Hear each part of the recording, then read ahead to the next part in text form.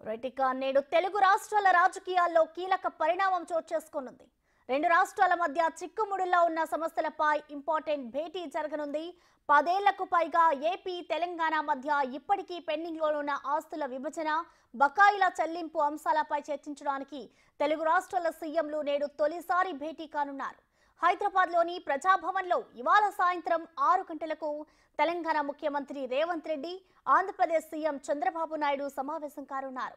ఇందుకు సంబంధించిన ఏర్పాట్లను తెలంగాణ ప్రభుత్వం ఇప్పటికే పూర్తి చేస్తుంది. ప్రధానంగా షెడ్యూల్ 9, షెడ్యూల్ 10లలో ఉన్న సంస్థల విభజనపై చర్చించే అవకాశం ఉంది.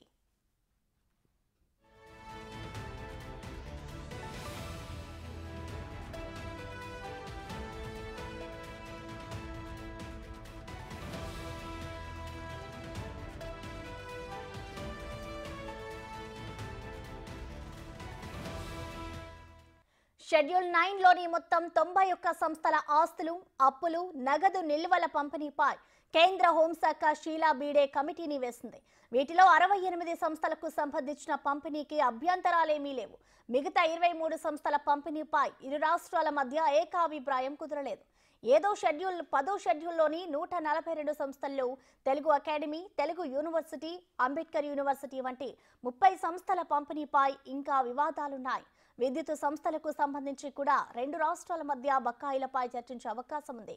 ఇక ఏపీ ప్రభుత్వం దాదాపు 24,000 కోట్ల రూపాయలు తెలంగాణకు చెల్లించాల్సి ఉంది. కానీ 7,000 కోట్ల రూపాయలు తమకే తెలంగాణ చెల్లించాల్సి ఉందని ఏపీ చెబుతోంది.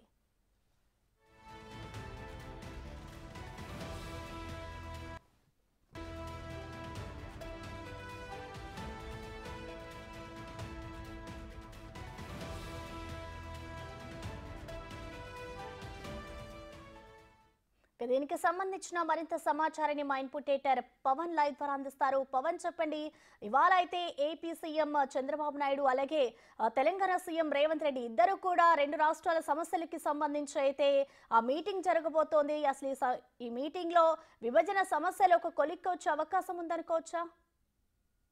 ఖచ్చితంగా ప్రసన్న, 2014లో తెలంగాణ రాష్ట్ర విభజన జరిగింది. తెలంగాణ రాష్ట్రం ఏర్పడింది. ఆ తర్వాత అటు ఇరు రాష్ట్రాల మధ్య ఆస్తులకు సంబంధించి పంపిణీ కోసం అనేక మార్లు భేటీ అయ్యారు. అధికారులు దాదాపుగా 30 సార్లు సమావేశమయ్యారు. కానీ ఎప్పుడు కూడా ఈ వివాదాలు ఒక కొలిక్కి రాలేదు. మొదటగా అటు గవర్నర్ కార్యాలయం వేదికగా అటు ముఖ్యమంత్రి, ఇరు రాష్ట్రాల ముఖ్యమంత్రులు సమస్య పరిష్కారం కోసం ప్రయత్నించారు. కానీ ఆ సమయంలో అటు గవర్నర్గా ఉన్న ఈఎస్ఎల్ నరసింహన్ కొంత తెలంగాణ వైపు ఆయన మొగ్గు చూపుతున్నారన్న కారణంతో చంద్రబాబు నాయుడు కొంత ఈ సమావేశాలకు దూరమయ్యారు. అనంతరం అటు సెక్రటేరియట్లో ఉన్న భవనాల అప్పగింత పైన తెలంగాణ రాష్ట్ర ముఖ్యమంత్రి కేసీఆర్ పట్టుబట్టడంతో చంద్రబాబు నాయుడు ఇవ్వడానికి దానికి నిరాకరించారు. దాంతో అక్కడితో చర్చలన్నీ కూడా ప్రతిష్టంభన ఏర్పడింది. ఆ తర్వాత 2019లో ఆంధ్రప్రదేశ్లో ముఖ్యమంత్రిగా జగన్మోహన్ రెడ్డి ప్రమాణ స్వీకారం చేశారు. ప్రమాణ స్వీకారానికి కూడా అటు తెలంగాణ ముఖ్యమంత్రి కేసీఆర్ హాజరయ్యారు. రెండు రాష్ట్రాల సమస్యల పరిష్కారం కోసం ప్రయత్నిస్తాం, ఒక కొలిక్కి తెస్తామంటూ చెప్పారు. కానీ ఇక్కడ ఉన్న సెక్రటేరియట్లో ఉన్న ఏపీ ఆధీనంలో ఉన్న భవనాలన్నింటినీ కూడా తెలంగాణకి అప్పగించారు. ఆ తర్వాత ఎక్కడ కూడా దీనికి సంబంధించిన చర్చలు జరగలేదు. కానీ ఇప్పుడు ఇరు రాష్ట్రాల ముఖ్యమంత్రులు ఒక అడుగు ముందుకేశారు.